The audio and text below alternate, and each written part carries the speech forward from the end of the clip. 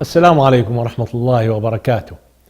Our hadith today will be about how one should behave when he commits a sin. The Prophet Muhammad, may Allah exalt his mention, said, اتق الله حيثما كنت. Make sure that you are fearful of Allah anywhere you happen to be. See, this is the main instruction. Fear Allah. That's the best a believer can do. At all times, you're thinking of Allah. Okay? And of course, we know Satan actually takes advantage of us whenever we happen to be lazy. But here we go. The Prophet Muhammad, may Allah exalt his mention, instructed us to be conscious of Allah at all times. This consciousness actually would restrain us from committing sins. And even when you commit a sin, he said, وَأَتْبِعْ السَّيِّئَةَ الْحَسَنَةَ تَمْحُهَا. Follow. When you commit a sin, follow it with a good deed. Because the good deed will delete, eliminate the sin. So this is the point. وَأَتْبِعْ السَّيِّئَةَ الْحَسَنَةَ تَمْحُهَا. Right away, whenever you commit a sin, try to do good deeds on the spot. Because that will eliminate that sin. And when we actually do that, you're apt to behave in a comely manner with people. That's why the Prophet Muhammad, may Allah exalt his mention, said, وَخَالِقِ النَّاسَ بِخُلُقٍ حَسَنٍ. And treat people nicely. Treat them in a way that they like it.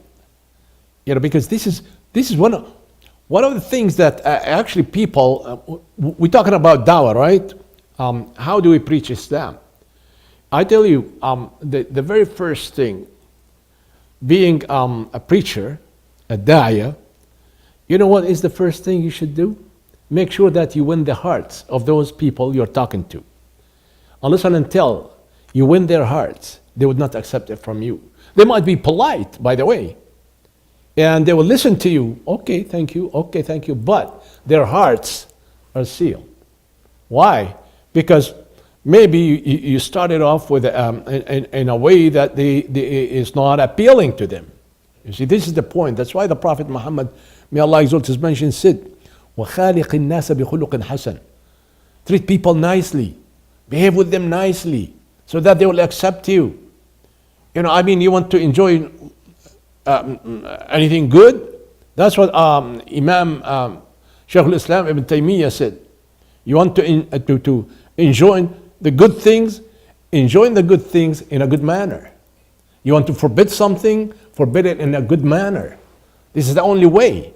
When you, for instance, you see something wrong and try to instruct people, frowning and this, as though you're not the boss. They could care less about you. But if you come to them in an appealing manner, at least they would listen to you. They would listen to you. You say, oh, what you're doing is wrong. Maybe it's better to do it. I think it's better to do it that way. Why? Because the Prophet ﷺ said this. Allah Tabarak wa Ta'ala says that. And so on and so forth. They're apt to listen to you. They will. You see, this is the point. But when you come frowning and you want to boss them around, they won't listen. They won't listen. You defeat your own purpose. You better not talk, actually. Yes. Because they become adamant, more adamant than ever before. In other words, ask yourself, what did you accomplish? If you come to them in this manner, they will become more adamant and they will do it regardless, to spite you. Well, you don't need that. You want to win their hearts. You want to say, Jazakallah, thank you very much. We appreciate that. In other words, when you instruct them and say anything good to them, they're apt to accept it. And when you forbid something, well, they will listen to you. It makes a big difference. Keep that in mind. Thank you.